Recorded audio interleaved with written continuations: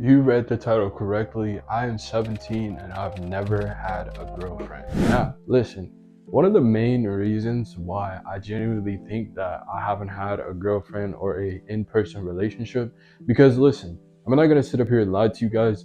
The longest relationship I've had was 6 months, and that's not to discredit that girl that I was talking to and I was dating at the time, but it wasn't an in-person, like we never got to meet, so I wouldn't really consider that as an in real life relationship. Not to say long distance relationships aren't real, because I do bring that up, like, hey, I have been in a 6 months long distance relationship, but I wouldn't consider that as an in person, physical person to person relationship. You may be wondering, bro, why haven't you gotten a girlfriend? You're 17, you're about to be 18, your life is starting to change, like you're about to be an adult, you can get a girlfriend, so why don't you have one?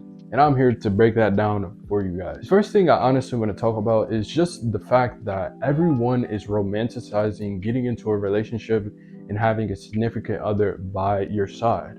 And I think that it's honestly so much more important, especially during your teen years, to learn to live and love yourself. Learn to live by yourself and learn to love yourself by yourself. You don't need another person there to love you.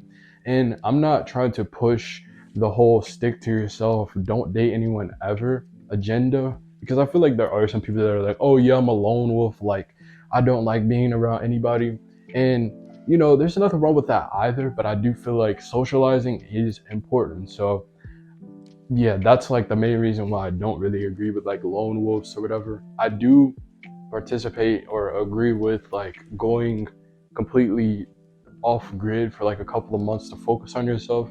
But I do genuinely think that social interaction as a human is very, very important. I mean, socializing with people can make you happier. It can, put your mind in a better headspace, because, being by yourself all the time can become a thing that's just not good for you mentally. You can become socially awkward because you haven't practiced your social skills in a long time. I do think that being a teenager, though, you need to be focusing on yourself. It's some of the most vital parts of your life. Like, being a teenager is one of those key parts that's going to shape the rest of your life. So if you're constantly just living life as a teenager and you're always focused on chasing other people, like I know a lot of girls that chase men, I know a lot of guys that chase girls, and I know a lot of people that can't sit in a room by themselves and sit with their thoughts. And that genuinely says a lot about the person you are, because if you're constantly running from yourself, I'm here to guarantee it to you that it's going to come back and bite you in the ass.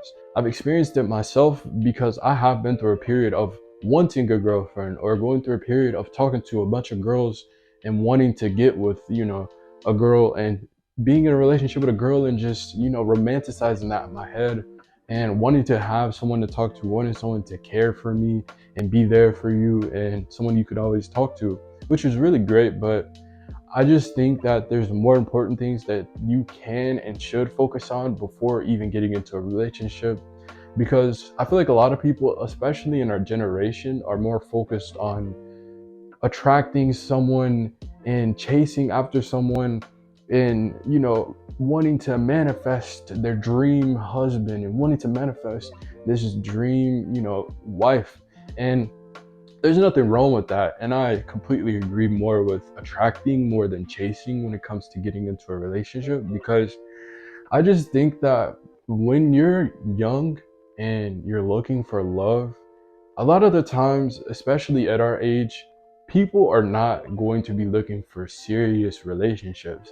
Like, I know, especially if you're watching this video, you have probably been in relationships and they failed within 3 to 6 months. Or you got people falling in love in less than a week. Or you got people wanting to move in less than 3 months. And sometimes things like that does work and the person might actually be genuine. But 9 times out of 10, that is such a red flag. I know people that are just instantly wanting to fall in love, and they have this bright idea of getting married and wanting to have a relationship that's super fast and super quick.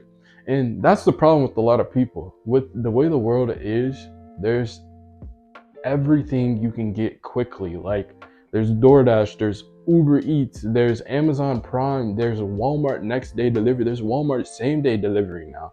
There's Instacart. There's so many of these services that you can get instantly, fast. You can buy stuff online quick. Like I said, you can literally go to a store and get a brand new phone the same day. People want everything fast and quick. And I feel like that is causing so many problems in relationships because you got girls wanting to get married in a year after dating a guy, or you even got guys out here that are proposing to a woman after being with them for a year. And I'm not saying things like that don't work often, but you just have to think about it. It's kind of dumb to spend or propose to someone to spend the rest of your life with after knowing them for a year. Or everything's like, people just move too fast in relationships nowadays. That's one of the biggest problems that I've ran into. And I know too many people that are very deceived and, fall a victim to love bombing, and then they are with this person for 6 months and the relationship goes to shit. Like, it goes downhill. And a lot of the times people are also putting up a fake persona as to this person that you think they are. Like, they'll put on a fake persona and they'll pretend to be just like you, or pretend to like the same things as you just to get with you, and then come to find out this person isn't who they really said they were at the start. That's also another problem of mine. And also really think that that's why now, especially if I'm talking to a girl, if you're moving quickly, then I am not for you. I am not the guy for you. Sorry to tell it to you. I'm not the type of guy anymore to fall in love within the span of a month. I know some people have deadlines, and for me, I think, maybe 2 to 2.5 months is a point where I genuinely get to see your personality and I can see the type of person you are, even though I've had people change up in, a span of like 5 to 6 months. I think you need to get to know a person. Make sure that you're getting to know a person. I mean, hell, even ask about their mental health. There's so many people out here who are messed up in the head and are looking for relationships instead of trying to heal themselves, or even trying to heal themselves from past relationships that are getting into present relationships and damaging another person. Like, I just don't think that's right at all. And you really, really need to know a person's background. Are they a person that has their parents in their life? Is your mom in your life? Is your dad in your life? All those things can genuinely play so many roles into how your relationship is going to play out. And I'm not saying to be the FBI, but I genuinely think that, especially when you're navigating relationships at an early age, or like while you're a teenager, make sure that you're getting to know that person before you jump into a relationship with them for a good amount of time. Make sure you get to know them. Ask about their personality, the things they like, the things that may be considered a bad habit. Do they smoke? Do they drink? Make sure that you don't settle for less. And obviously, there isn't a perfect person out there. Like, everyone has vices that they give into sometimes, like junk food. I mean, some people smoke weed occasionally, some people drink, some people do other things. I mean, there's plenty of vices that a lot of people have. No one is perfect. But what I am saying is, don't fall victim to getting into a relationship because you think that person is the only thing that you're able to attract into your life because they have these certain boxes checked off. If there's a certain thing that you're looking for, don't settle for less. There is 7 billion people in this world, and if I'm not mistaken, it's like what, like 50-50 men and women or something like that. I'm not 100% sure what the rate is, but I thought there was like 4 billion women in this world. I don't know, 5, 6, 7. I really don't know. I don't know what the split is, or like 3 billion women or something. I don't know. Don't know the split, but there is 7 billion people in this world. You can find a person that matches you, and a person that you feel comfortable with, and that you genuinely think you could spend the rest of your life with. I'm the type of person as well who doesn't date just to date. Like, I don't just want to date you and then, after what, a year we break up, or, we're like being weird to each other. We're not communicating the same. We're not putting the same energy and effort. I'm not that type of person. And a lot of people that are, teenagers or around my age are looking for games. And it's also a normalized thing to be a hoe, to, talk to your ex, to be attached to your ex, It's a normalized thing for women to be super obsessive, to be jealous, to be possessive. And I'm not saying those traits aren't attractive on surface levels, but a lot of people really take it up to up here where they're like stalking their boyfriend or girlfriend's Instagram.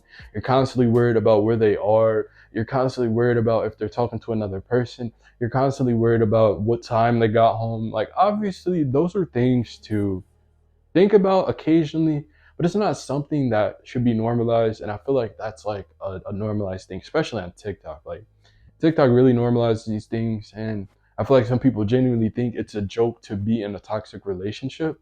And that's another thing. People fantasize and joke about wanting to be in a toxic relationship. Like, oh, that is so attractive. Like, yeah, it's attractive until, you guys are genuinely getting physical, or until you guys are, you know, constantly going through each other's phone, or you're arguing about little things, or, your boyfriend is walking by a girl and this girl stops and asks him something and you get jealous over it. Like, it's genuinely not a way to be in a relationship.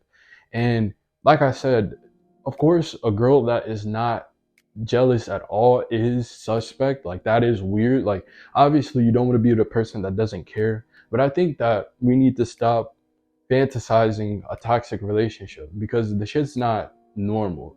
You should not be acting insecure and acting like this person is your freaking what? You're acting like this person is your car keys. Like, you don't want anyone touching your car keys, or more like your house. Like, you don't want anyone breaking into your house. Like, you think that anyone who comes into your house is going to take over your house. You know what I mean? As a example, you think someone's going to take your significant other just because they asked them for directions, and this person needed to figure out where it was. Like, that is not normal. Like, and like I said, just don't settle for less. If you are a high value person, which I'm expecting you, and I'm pretty sure you are, especially if you clicked on this video, or if you're really taking care of yourself and you haven't gotten into a relationship yet, don't be sad or disappointed about it.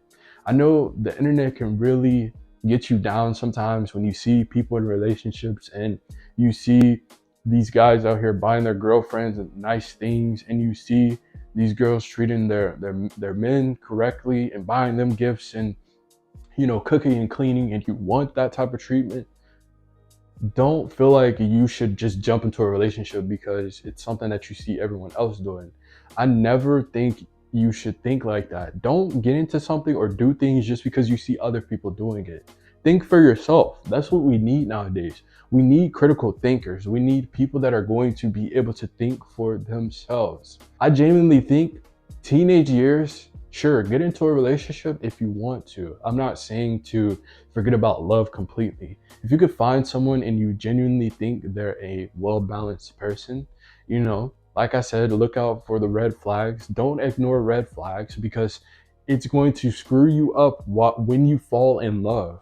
Too many people ignore red flags, get into love, and then they think when they get cheated on, or they think once this person ends up doing the wrong, after the fact, you think back to like, oh, you know what? It was kind of weird how he would never let me be on his phone. Or it is kind of weird how, he would only call me at these certain locations. Or it's kind of weird how he would only reply at these certain times. Like, you know what I mean?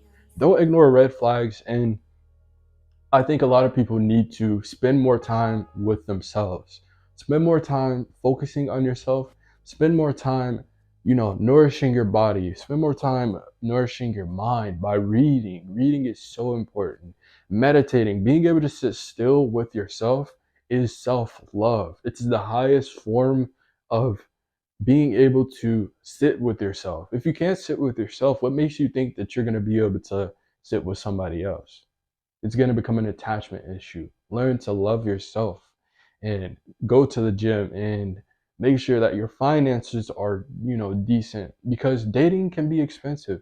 Of course, you can also do, dates where it doesn't cost a thing, which I do find to be a beautiful thing. But obviously, if you don't have your shit together, or you're not working towards getting your shit together, then you shouldn't be looking for a relationship. Make sure The biggest goal and the biggest message I want to push out in this video is to love yourself before you can love somebody else.